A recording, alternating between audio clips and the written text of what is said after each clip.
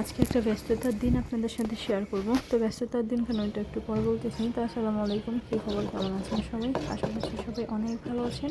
তো এই যে এখানে মাসকলাইয়ের ডাল রান্না হচ্ছে, তার মধ্যে আজকে মাসকলাইয়ের ডাল রান্না করতেছে।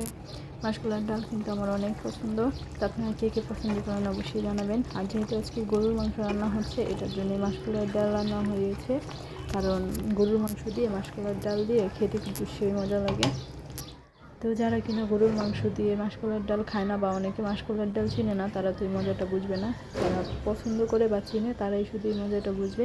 তা আমার একটা আগের থেকে অভ্যাস আছে, ছোটো থেকেই বলতে পারেন, যে মাসকলাইয়ের ডাল রান্না হলে মানে গরম গরম একেবারে চুলা থেকে নামানোর পর গরম গরম ডাল নিয়ে খাওয়ার আর কি। তো এই অভ্যাসটা আমার আগে থেকেই। তো এখনও দেখা যায় অন্যরকম হয় না, বিয়ের পরও আমার শাশুড়ি মা রান্না করলে আমি এভাবে নিয়ে খাই। তো এটা আমার আগে থেকে অভ্যাস আর কি।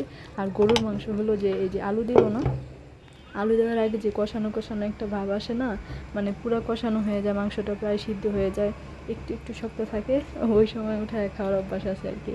তা আমার মতো কে কে আছেন অবশ্যই জানাবেন। তো তো দেখা যায় অনেকে এরকম করে, কিন্তু আমার কাছে তো অনেক মজা লাগে, মানে ডালটা একেবারে গরম গরম খেতে আর কষানো মাংসটা উঠায় খেতে অনেক ভালো লাগে আর কি।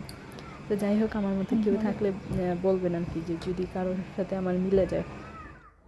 আর মাসকলাইয়ের ডালটা তো দেখলে সেই মানে গরম গরম খেতে যে একটা মজা, পরে আর তেমন একটা ভালো লাগে না, কিন্তু ভাতের সাথে মিলিয়ে গরুর মাংস দিয়ে খেতে আবার ভালো লাগে আর কি। মানে খালি খালি পরে আর মন চায় না, ওই সাথে সাথেই ভালো লাগে। আর এটা হচ্ছে গিয়ে, যেহেতু আজকে গরুর মাংস রান্না হয়েছে, এটার জন্য হচ্ছে গিয়ে এই যে পিঠা বানালাম।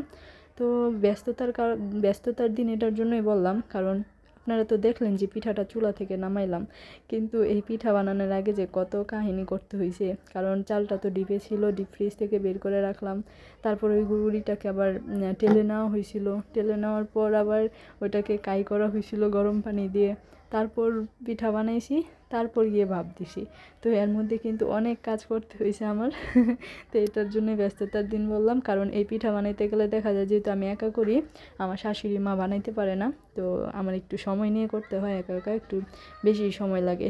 তো আমি আর আমার হাজব্যান্ড খেতে বসে পড়লাম, আম্মুরাও খেয়ে নিয়েছে।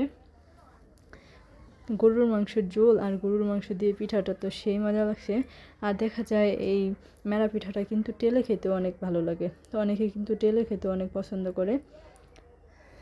আর আজকে না মেরা পিঠা বানানোর কোনো প্ল্যানিংই ছিল না, ভাবছিলাম চালের রুটি বানাবো, কিন্তু এই যেহেতু এটা ভাপা পিঠার জন্য গুঁড়ি করে রেখেছিলাম, ওটা দিয়ে চালের গুঁড়ি আর মানে চালের রুটি আর হইতেছিল না, এটার জন্য মেরা পিঠা বানানো হইলো। তো এটার জন্য সময় আমার একটু বেশি লাগছে, কারণ প্রথমে রুটি বানানোর চেষ্টা করছিলাম, রুটি হয় নাই, তারপর মেরা পিঠা বানাইছি। এটার জন্য পিঠাগুলো একটু ছোট ছোট করে বানাইছিলাম যাতে হয়ে যায়। আমি ভাবছিলাম যে ভিতরটা যদি কাঁচা থাকে, পরে দেখি না সুন্দরভাবে হয়েছে, আমরা অনেক মজা করে খেয়েছি।